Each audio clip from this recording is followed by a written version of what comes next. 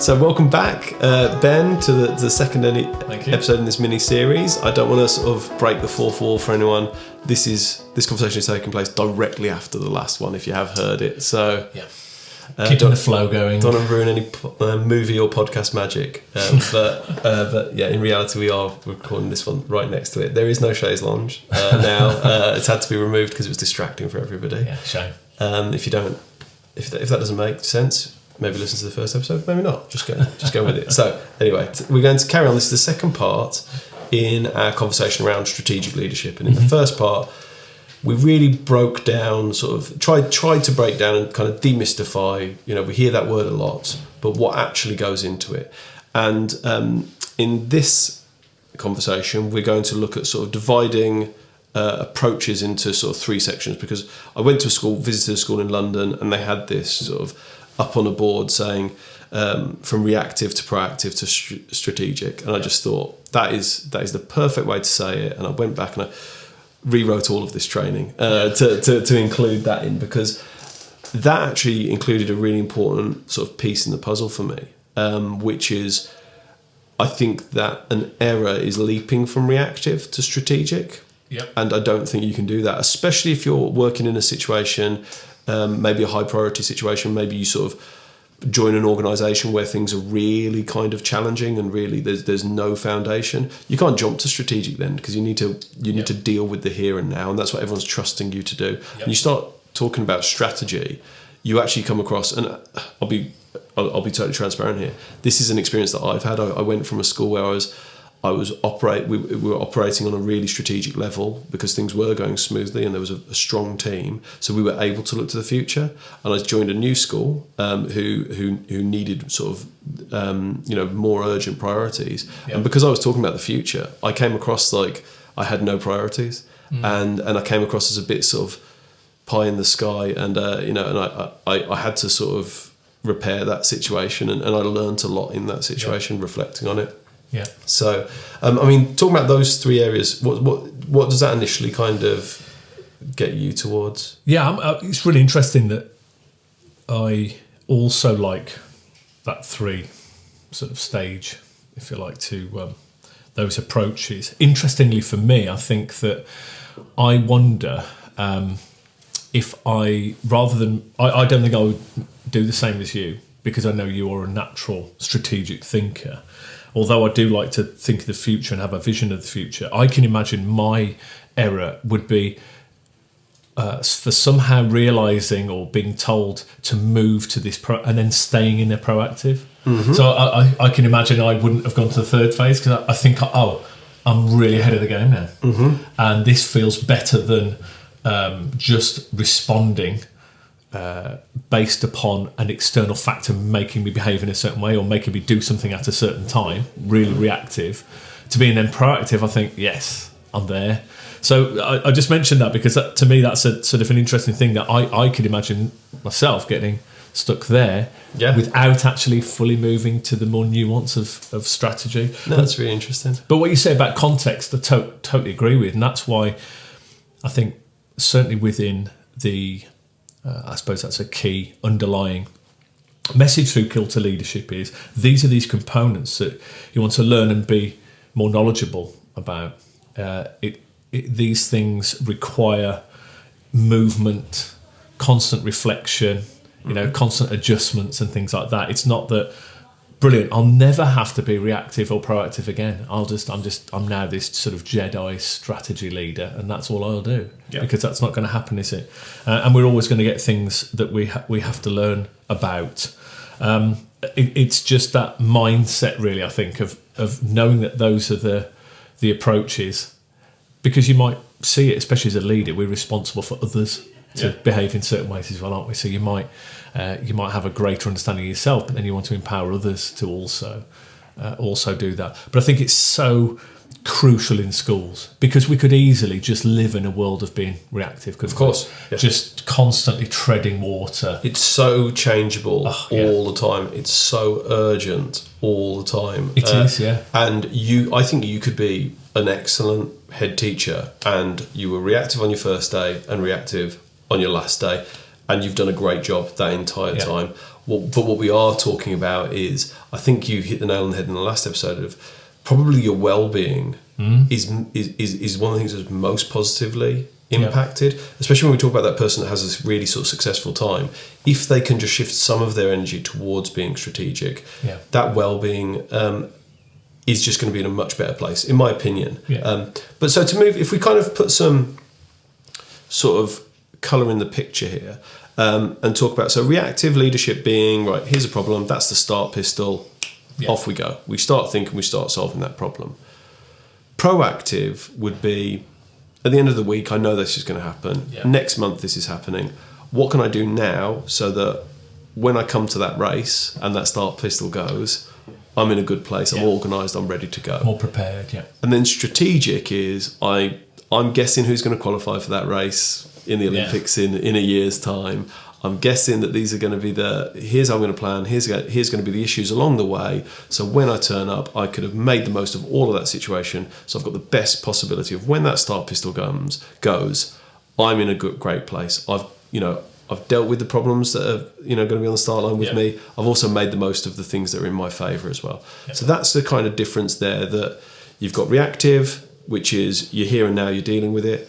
Proactive is you can see that spot on the horizon, you're predicting that's going to be an issue, so you're doing things right now to deal with that. And then strategic is beyond the horizon, you're using patterns, you're using intuition, you're using experience to predict what else is coming on that horizon, and you're taking action now that's going to put you in a good place when you get to that spot. Does that make? Yeah, absolutely. And I think, the other thing that I was thinking about then as you were describing that is that often a reaction to something can be something quite quick. It can be an isolated decision, and I know we're focusing on a response to an issue, to a problem. So it could be something that's there can be all shapes and sizes, but you can have quite quick fire responses, and for some people that can. Well, for a lot of people, that can feel quite good. So, we talked about the well-being and fulfillment, that can be positive. I think it's the issue of being in that world all of the time, and only in that world. So you're always going to have those sorts of things where you need to respond. But I think one of the key things that I know that you explore within the leadership program is that strategic thinking is about creating the conditions for. So it's, what do people need in order to be able to respond to these situations that are likely or we know are going to come in the future, even if we don't know exactly what it is. And I think that's a really important part, because that's more long-term thinking, and also gives greater scope. So again, if I compare to an isolated, short-term, fairly quick response, is probably very specific to that problem on that day, at that time, with that person. Whereas when you're thinking more strategically, it has to be a more flexible, a wider sort of decision, or something bigger that you're putting in place, because perhaps you're wanting to have a cultural shift. You're wanting to empower people to be able to deal with things so that they can manage their emotions more. Now, these are much bigger things, aren't they? These aren't just like one-off decisions. That's how you deal with it.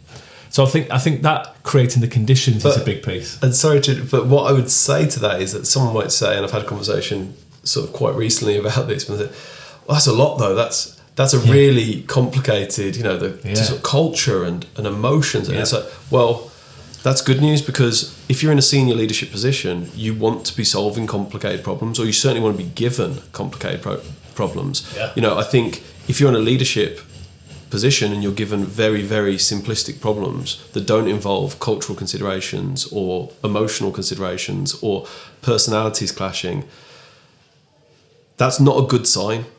Because somebody's being given those tasks, and you're giving those tasks to the people to the people that you rely on, and the people you rely on, they've got the most secure jobs.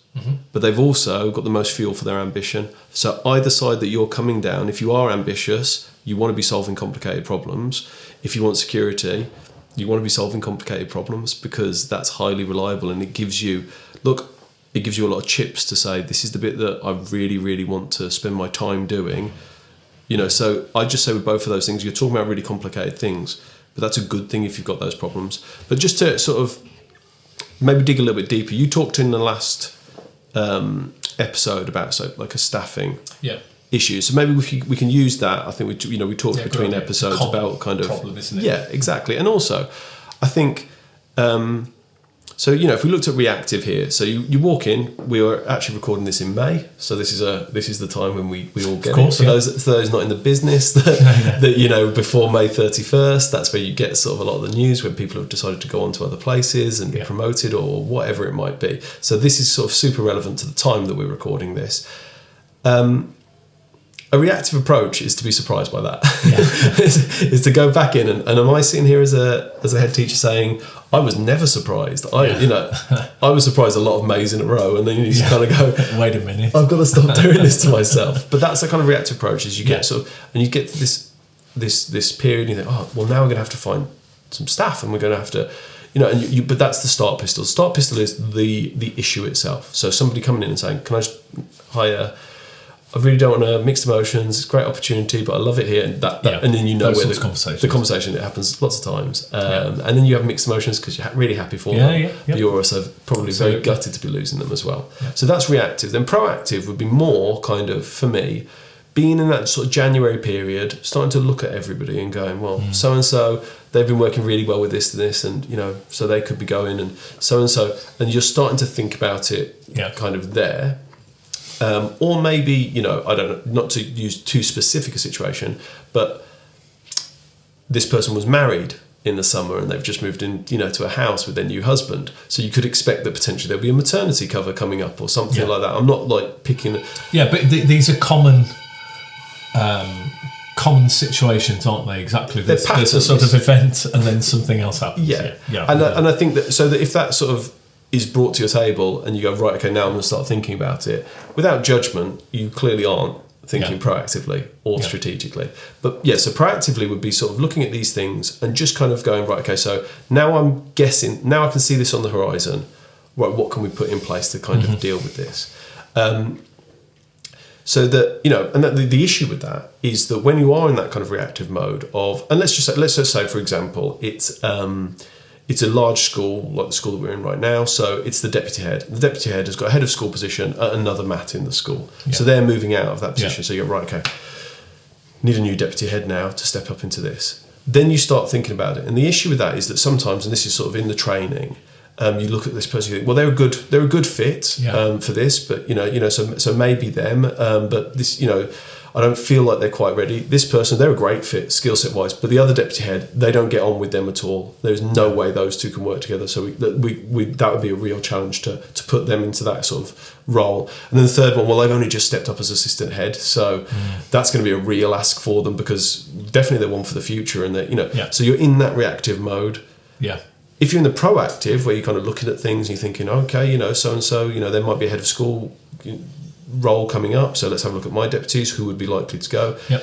You might start to say, right, these two who don't get on together, right, let's do some more, let's try and build some mutual respect here and do some team dynamics so that that's an option. And the other one, right, you've got a very specific skill set, so let's try and broaden that now with some shadowing or deputising or something like that. Yeah. And then with the third one, it's still probably a big shout there, but at least you're starting to move to kind of solve that problem. The issue with simply being proactive is that when that's successful, you then go, okay, now I need a new assistant head. And because you're simply being proactive, you're then in the trap of eventually that catches up to you and then you have to react. Yes. Yeah, I know what you mean. Yeah, it's unintended or unforeseen consequences of those decisions, isn't it? Because, again, although I think one way I'd look at what you've just described is, so you've broadened your view rather than just a sort of a smaller one, a smaller view perspective to deal with that situation of a member of staff.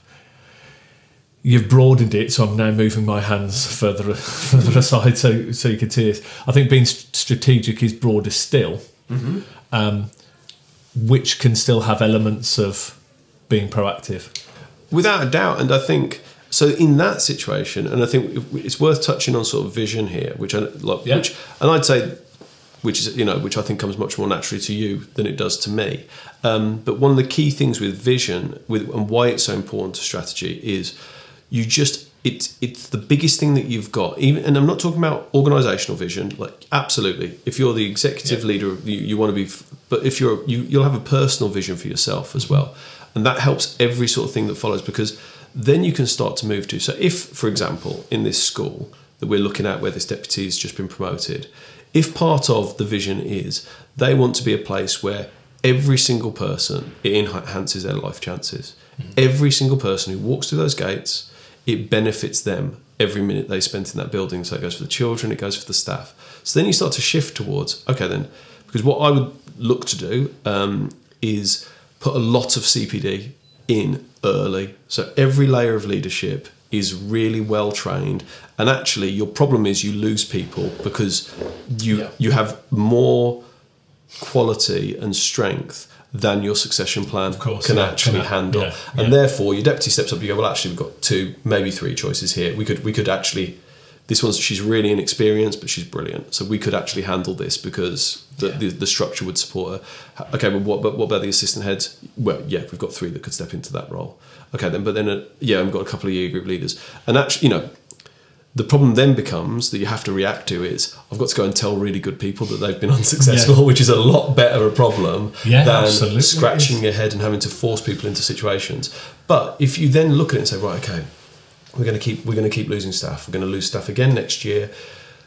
We have good people here and they keep getting promoted out. You go back to your vision and you say, how does this serve the vision? Okay, then, well, the vision is to make this place somewhere that it enhances everyone's. So does this help that? Absolutely it does. Absolutely it does, because so many people are getting opportunities here and we've got this real flow through, and yes, we lose them, but it just creates, it's not this sort of, not to say stagnant pond, because that sounds rude to a place that doesn't have it, but what you do have is a flow of a river, and that just brings more and more quality, and then ideally people start hearing about it, and if you get a shot at that school, that really, really moves your career. So that to me is a good example of the difference between being reactive. You find out about it, you start thinking. Proactive, potentially it could happen, so just getting ahead of that, and being strategic and actually doing things like you mentioned earlier on a cultural level, on an organisational level, so that potential issue of a staffing issue is actually a huge advantage for that school. And I think sticking with the staffing one, because that is so crucial, isn't it? I think it's a really good example to pick on, because these are people that have influence on the children. So that's the key to it. But what you're talking about there then is a recruitment and a retention strategy, aren't you? And what does that look like? And therefore that has to fit with the vision. And I think once what I find fascinating again, which is probably speaks to being strategic, is when these things start to become successful, or not, whatever happens, they're over a longer period of time, you're then having to reevaluate. So you are then reacting to a situation. So what you've just described, you could be at peace with that situation where we're losing good people, but that's okay, because we have these good people taking on the roles we want, and actually we are achieving what we want to achieve because we've got this talent coming through, and hey ho, we haven't got enough positions for them. But being strategic is let me think of an alternative again, because I've now changed the situation that I originally had this strategic plan for. So I was being strategic and I've done these things. It's been really successful. But now because you've changed that situation, so you've been successful, you're creating more talent coming through it. Well, now you have to be strategic again and change that again. So this is this sort of constant refinement and adjustment. And I think that response to that is possibly a reaction, but it doesn't mean it's something that's today I have to do this thing. It's sort of taken on board, right, what information do I need? What else can I look at? What do other sectors do in this situation? How can I work on this? What information do I need? Who am I going to work with? So I've got possibly a strand that you never would have thought of 2 years ago. You never would have thought of this solution, it wouldn't have come into your mind. But because you've moved things along, you've now got another element, which is, again, still sticking with the vision that you want to achieve. Yeah.